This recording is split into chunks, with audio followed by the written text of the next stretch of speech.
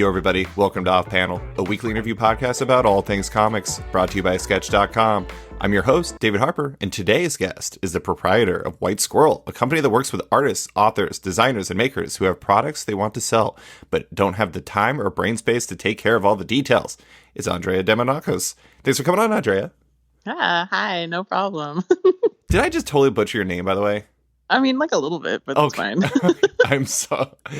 I am like literally drinking my first cup of coffee, and I was just like, as soon as I started saying that, I'm like, no, this is going to go poorly.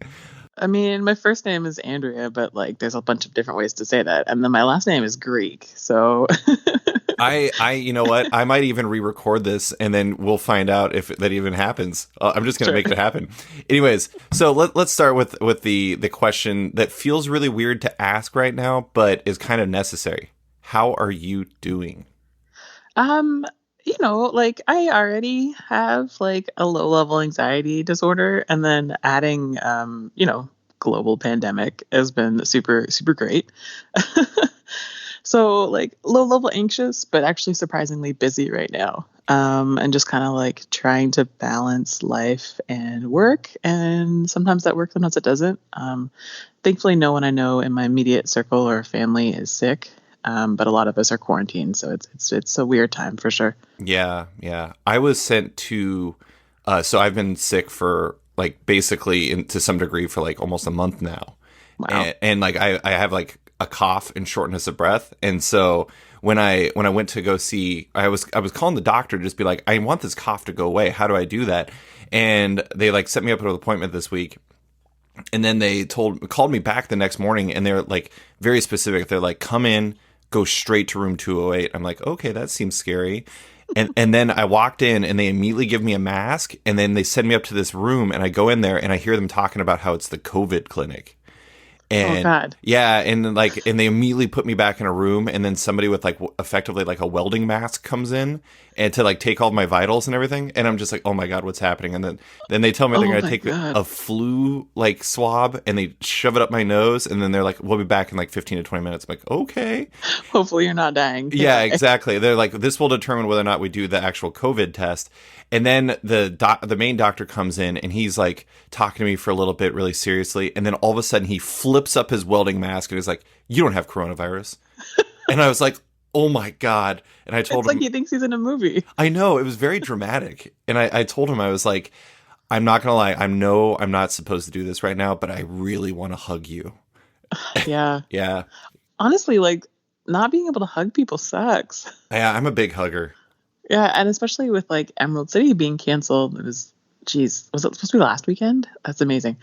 It feels like it's been months. Like I live just outside of Seattle, so I'm used to having all of my favorite people come into town and like getting to hang out and socialize and hug, and that just hasn't happened, and it's really, really weird. Yeah. Well, I mean, it's especially strange for you two as well, because, for listeners that don't know, Andrea's husband is Jim. And Jim is the person who founded Emerald City Comic Con. And so that must be like that weekend must have been obviously it was bad for a lot of reasons, but it must have been very like bizarre.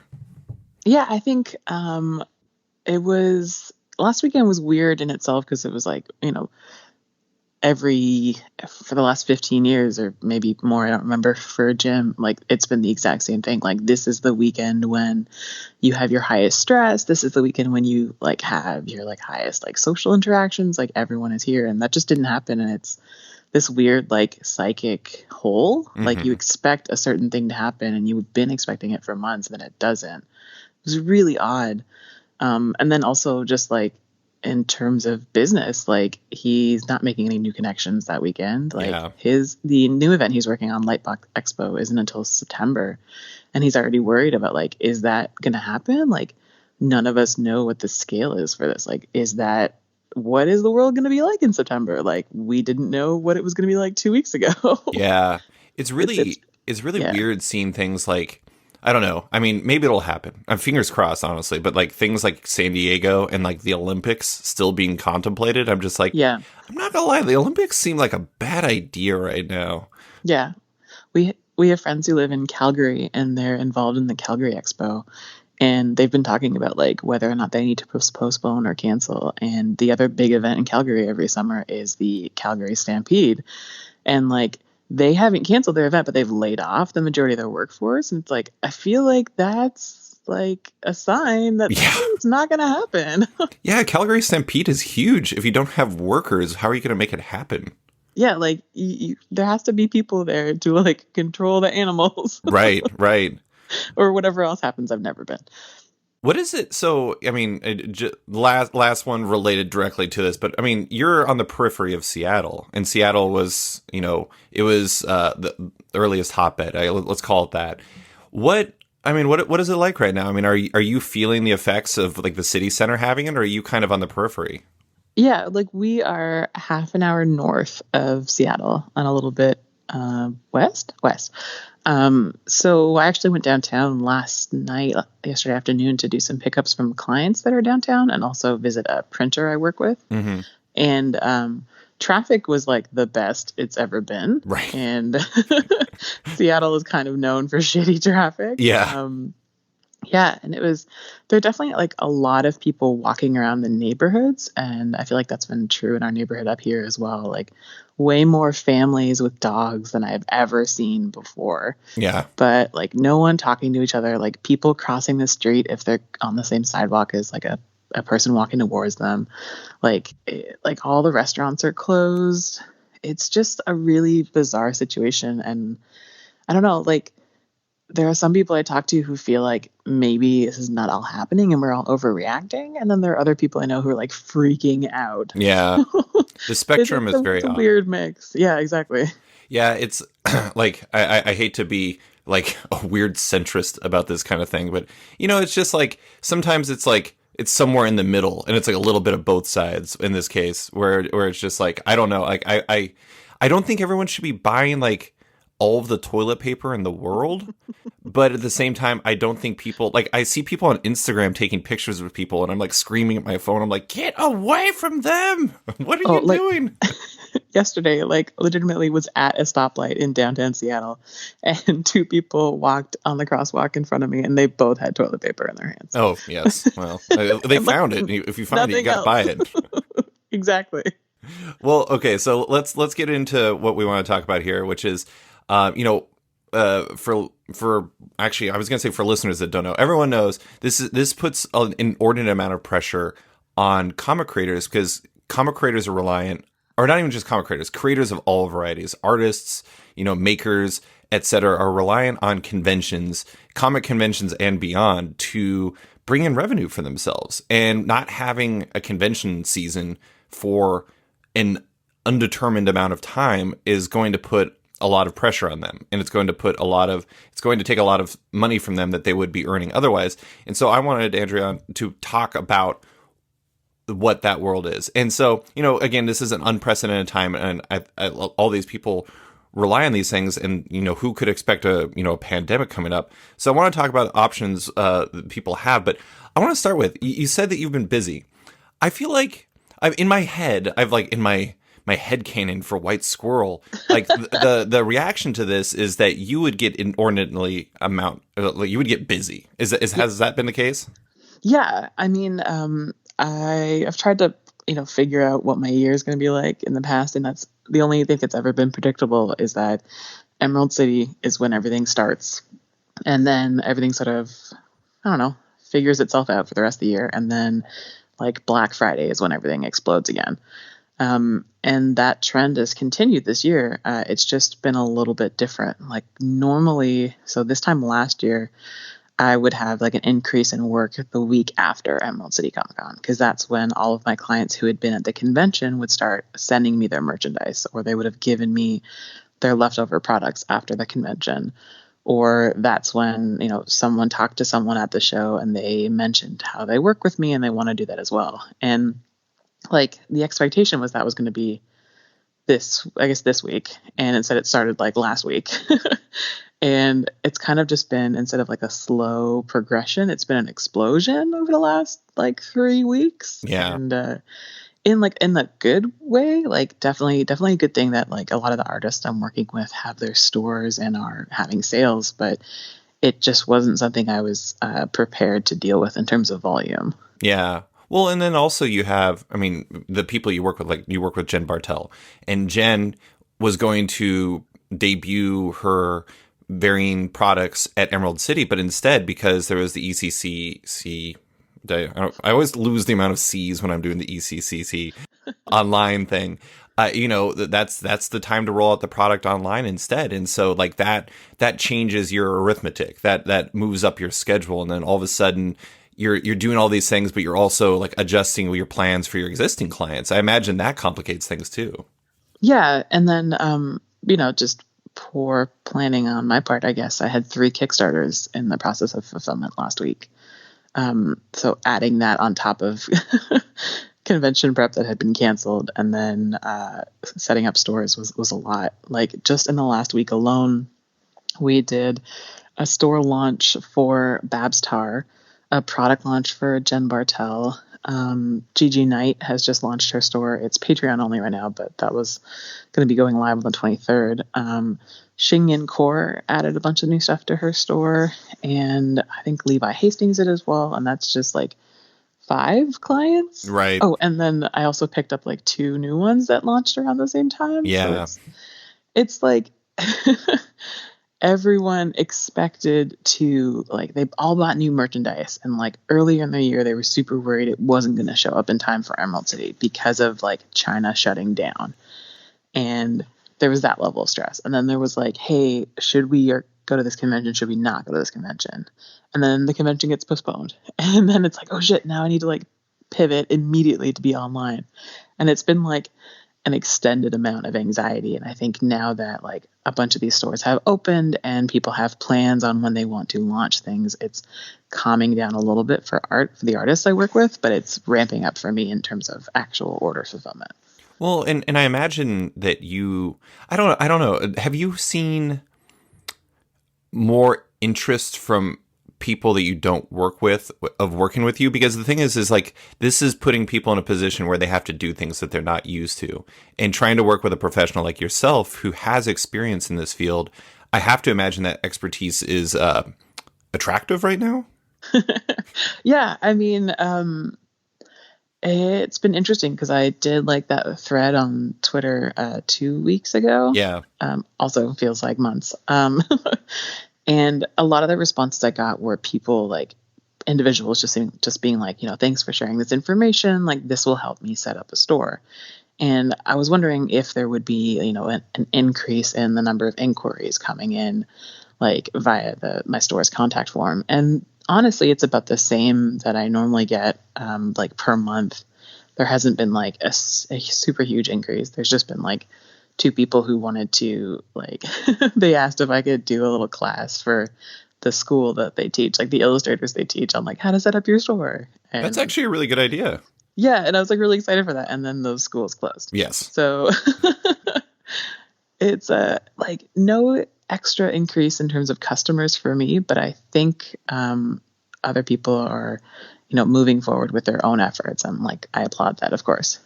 Yeah, well, absolutely, because it's I mean, that's something I had in my article. I ran an article for listeners that don't know on Sketch that's open to everyone, that's about, comics in the time of the coronavirus. And it's I think Jen said it basically, where everyone already ordered all of their stuff for the early conventions because Emerald City was coming, and then, WonderCon, C2E2, et cetera. That just happened, yeah. Yeah, and so you just have all of this stuff, and you gotta, I mean, obviously you could just sit on it until convention season started, but you paid for it. You need to make some money off of it. And so that's what I want to talk about. So for creators who don't necessarily fit working with somebody like you, what advice would you have for them on how to best go online and sell their wares that they would have been selling at conventions otherwise?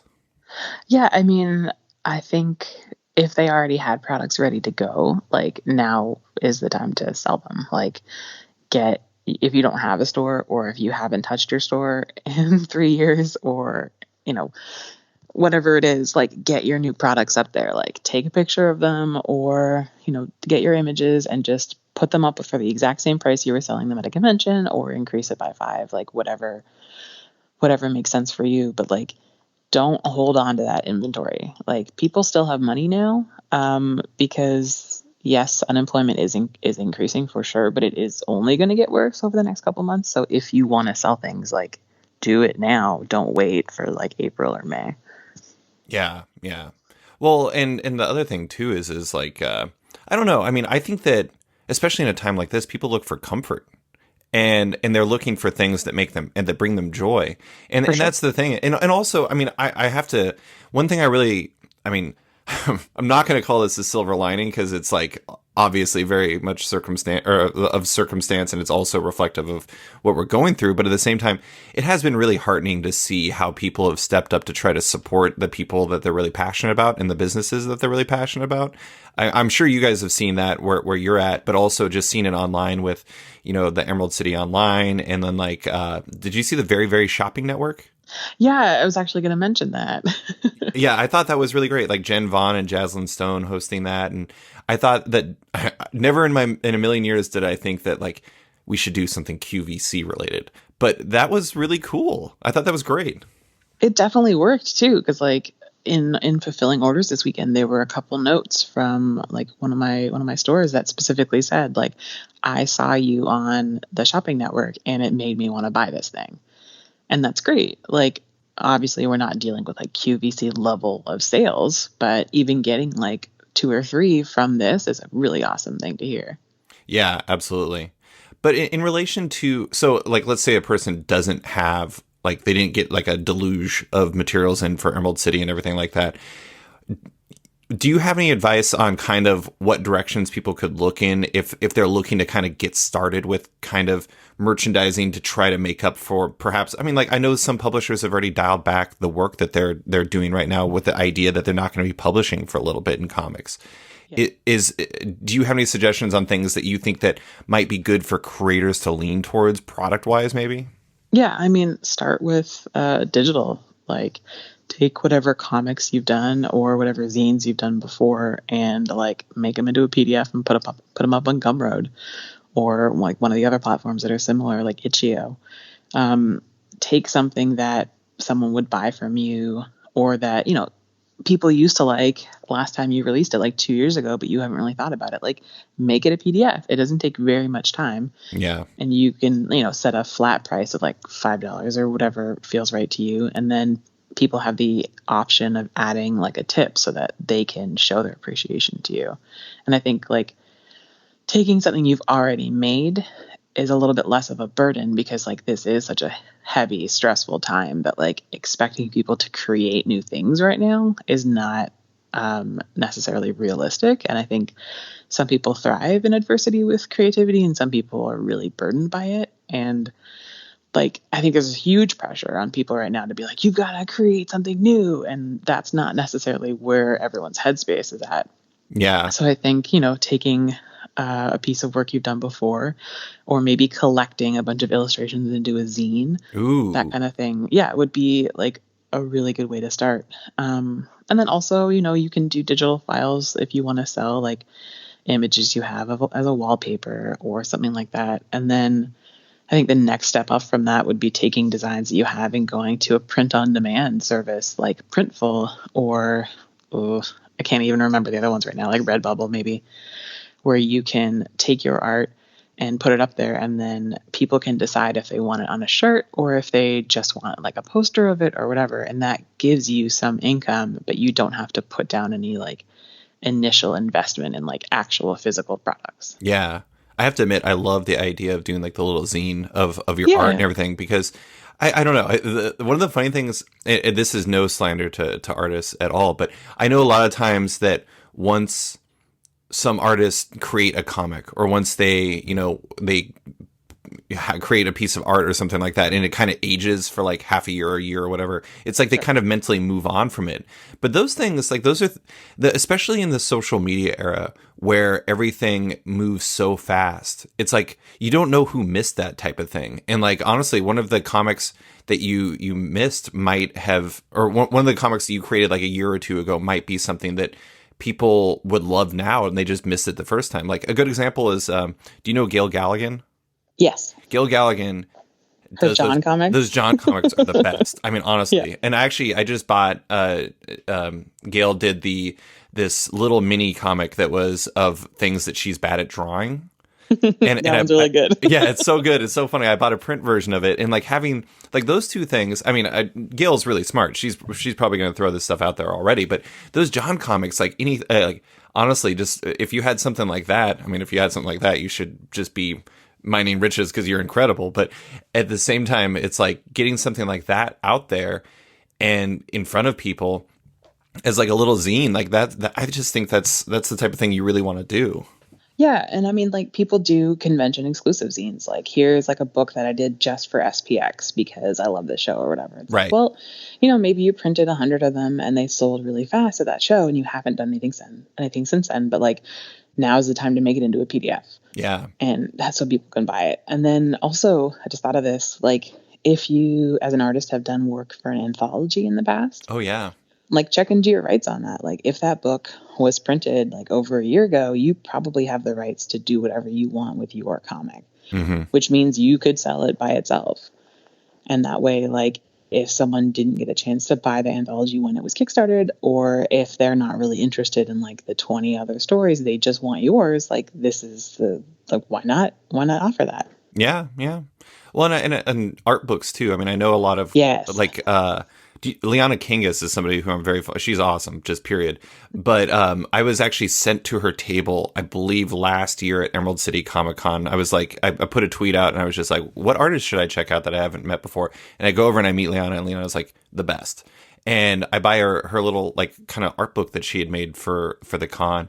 And it was great. And it was like an instantaneous tour of somebody who I didn't know, but I now absolutely like adore. Like, her work is fantastic. Yeah. And like that type of thing, I know a lot of creators like Terry Dodson. He does art books every single year for Emeralds or for cons in general, but it's like one of those things that's kind of like a destination product.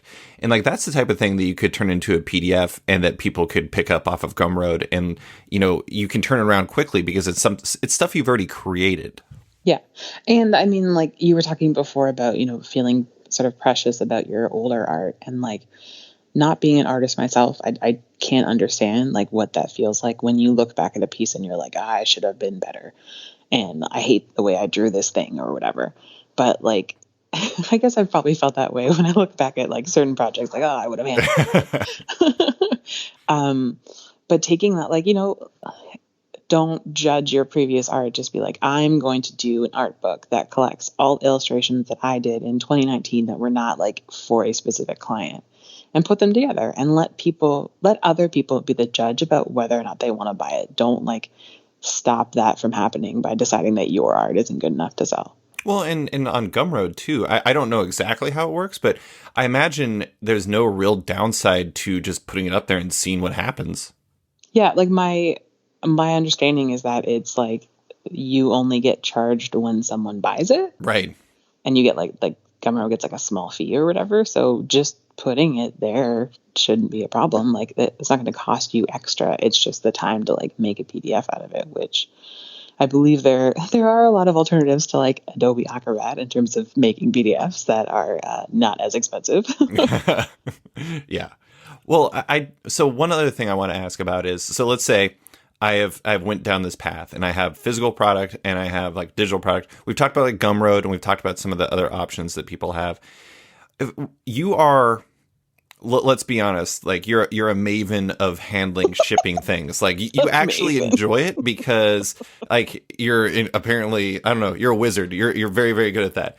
Cool. Not everyone is necessarily good at managing that part of it. So two-pronged question for you. Sure. First, and I hate to guide people towards like, I'm going to air quotes here and you can't see it, competition.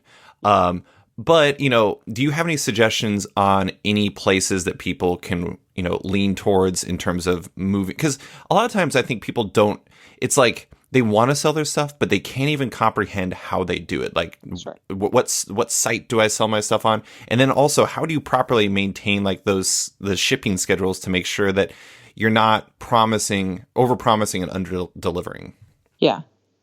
Sorry, so what was the question? Oh, the question is like, do you have any suggestions for like what platforms to use and also how to basically make sure you don't like fail at delivering. Sure. So on the most basic level, like if an artist is like terrified about the whole process, like there are services like White Squirrel that will take care of that for you. Like off the top of my head, Topatico does things like that, and then so does Don't Forget to Be Awesome, DEF, whatever that acronym is. I love that name.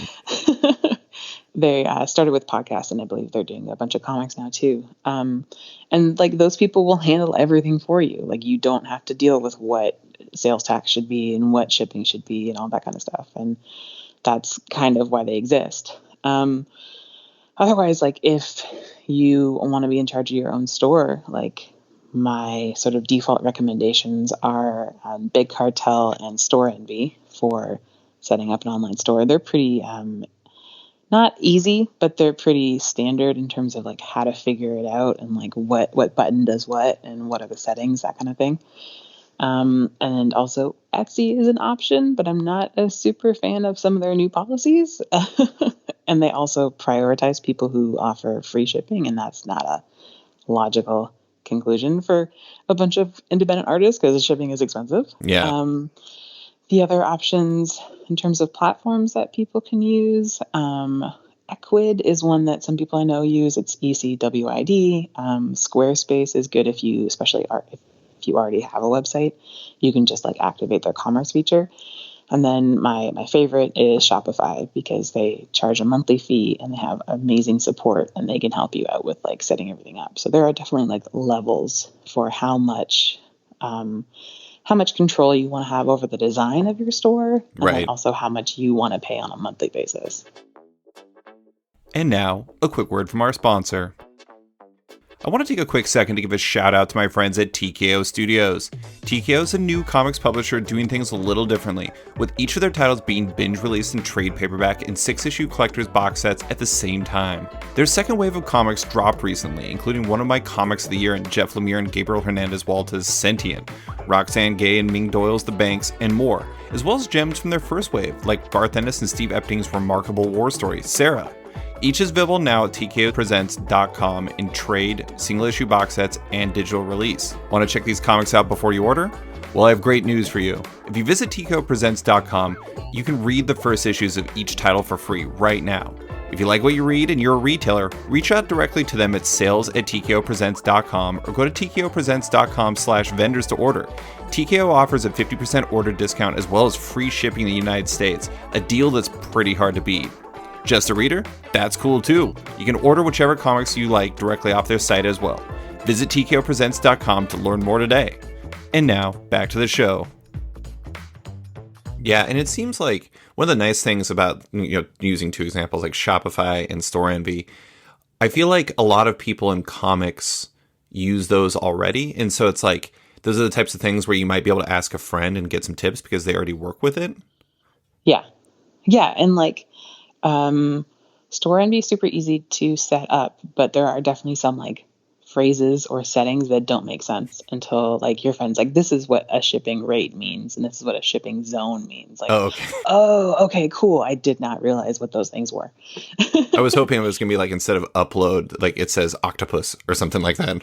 I mean, like you've got marketplace on some of them, and you've got like, I don't know, whatever Etsy calls theirs. Like that's this is why people shouldn't have proprietary language for very simple things. Like it's like, you gotta make this stuff easy to understand, everyone.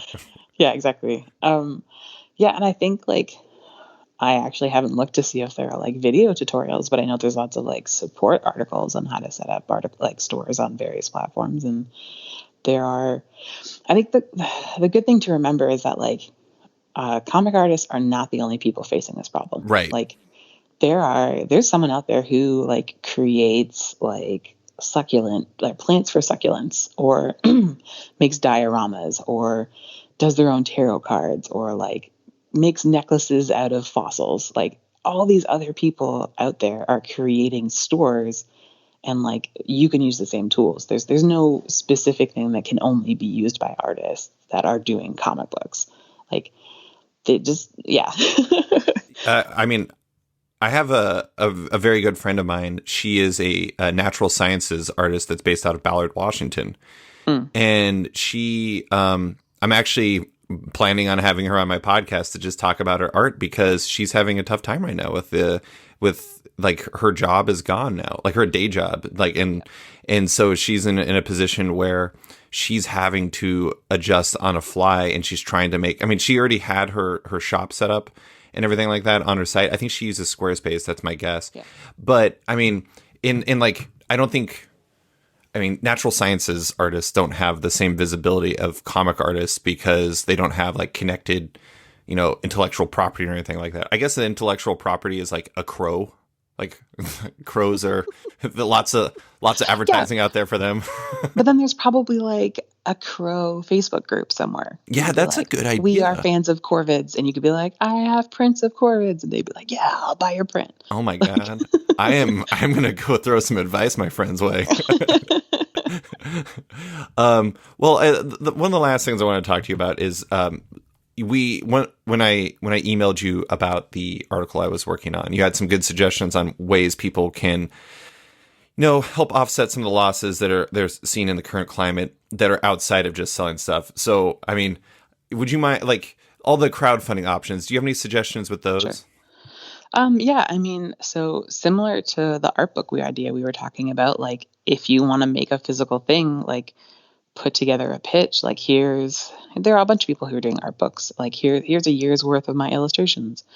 I need money in order to make it, so I'm going to kickstart it. And like, I think Erica Williams, her Ritual art book is like one of the most recent examples I can think of. And then there's been like a couple coloring books recently that are similar. Like, I want to do this idea. Here's like 5 drawings. Do you guys like it? And then if enough people do, now you're making a whole book. And that can be super stressful. But also it is potentially like an opportunity for you to increase your followers and increase like your actual work, because, by having something crowdfunded, you have your deposit. Like, there's the amount of money that you would be paid for this project. Excuse me. So there are definitely like a lot of really good crowdfunding campaigns out there to like model yourself after. Sure. Same with, if you want to create pins or any other sort of physical item. So in terms of digital, like, I think that Patreon is a really good way to like get your work out there. I like that a lot of artists are using it in different ways. There are some people that I am a patron of. I don't know if it's supposed to be Patreon of. Yeah. And like some are like, here, like, thanks for giving me $2 a month. Like, here's a phone wallpaper.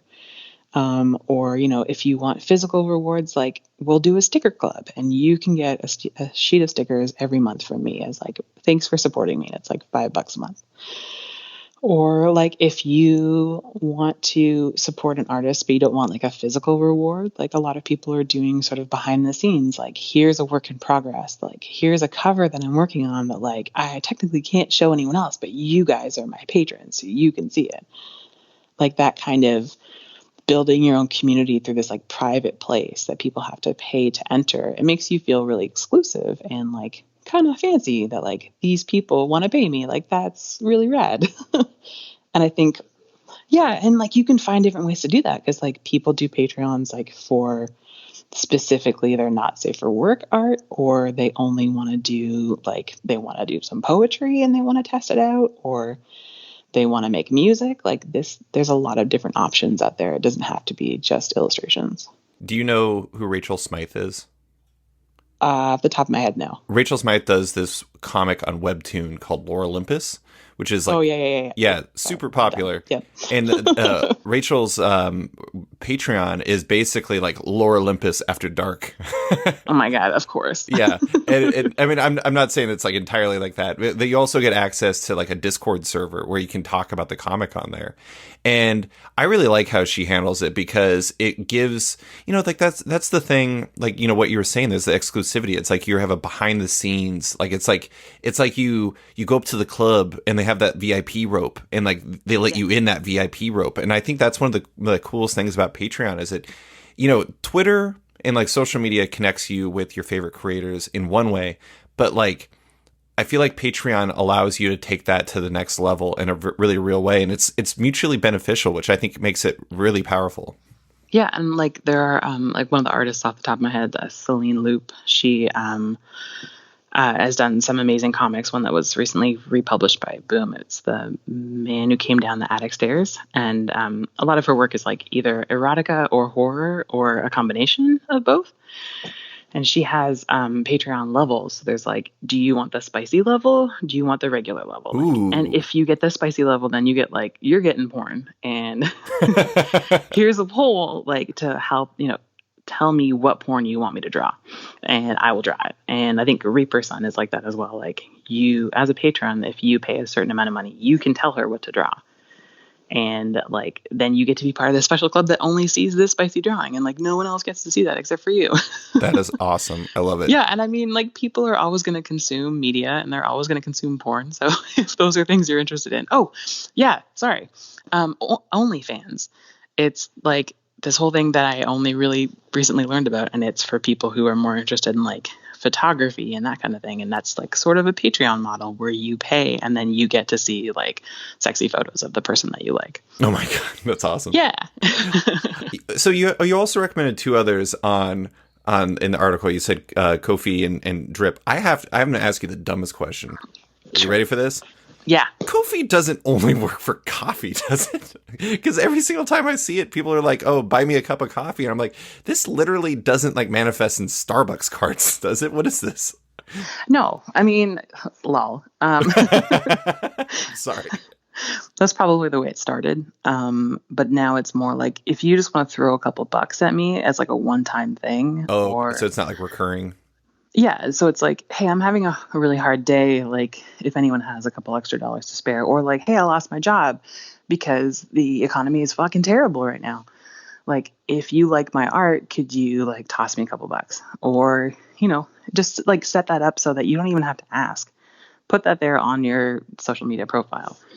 And then someone can say like, I really like this person's art and they don't have a store. I just want to give them something to show them that I appreciate them and that I like that they're in the world and that they're sharing this art with us. And then they can just throw you whatever money they have. Yeah. As for Drip, I don't really have much experience with that, but my understanding is that it's like similar to Patreon, but it's set up by the folks at Kickstarter. Yeah, that's one of the funny things about a lot of these groups is they kind of like assimilate each other. So I run my site through Memberful, which is owned by Patreon. It started independently, but I do like that there's all these different options where you can kind of set up subscription things, or you can do, something like Ko-fi, which is more like limited, and you can just I want to send people money. It gives you a lot of options, but that is one thing about all of this is like if you're an artist of any variety, if you're doing succulents, if you're doing comics, if you're doing natural sciences art that's about corvids, there's options for you. But sorry, go ahead. Just the whole process can seem really daunting, especially if you're just starting out and you don't know what to do. And my biggest advice is to like look at the people you like. Like if there's an artist you like, what are they doing? What are they offering? What are their prices? Like you could probably do the same prices and like see what works for you. Like as an artist, don't get scared by the idea that like you have no idea where to start. Just look at someone else's profile, talk to someone else, be like, hey, can I do the same model you're doing because it's working for you and I'm hoping it can work for me too. Yeah. Like there are people to emulate and people to like respectfully copy. As long as you like mention that somewhere. I have to admit, when I was preparing my Patreon, like the month before I was getting it ready, basically I just spent that time like searching other Patreons and just trying to, because one of the things with you have the rewards tiers and you look at all these and you're just like, I don't even know what to do. But other people have went through this. It's not cheating on the test. It's like you're all sharing the answers because you all want to do this better. And no, it's like it's someone else knows the formula and they're telling you what it is. Exactly. Yeah. Well, that is actually all I have for you. Thank you so much for coming on to talk about all of the world of, how we can get through this. I mean, honestly, it's there's other things you can do. Wash your hands, socially distance, take care of the people in your lives. Capitalism isn't the only way to survive, but it's unfortunately the one we have right now. You're right. Yeah. Yeah, I think it's really important for people to take care of themselves. And part of that is like making sure that they're in a good mental space and like a physical space as well, social distancing, which I'm sure most freelancers were already doing. But also like take care of yourself. And part of that is, setting up ways for you to get paid. And then hopefully like that'll help everyone get through this. Absolutely. Well, thank you so much for coming on to talk about all this stuff. And I'm sorry we didn't have time to talk about Henry Cavill, but we can do that off record. No problem. And just if people are interested in the threads that I was talking about how to set up their online store, it's on my Twitter, which is at Andrea Demonakos, which is AndreaDemonakos. Thanks.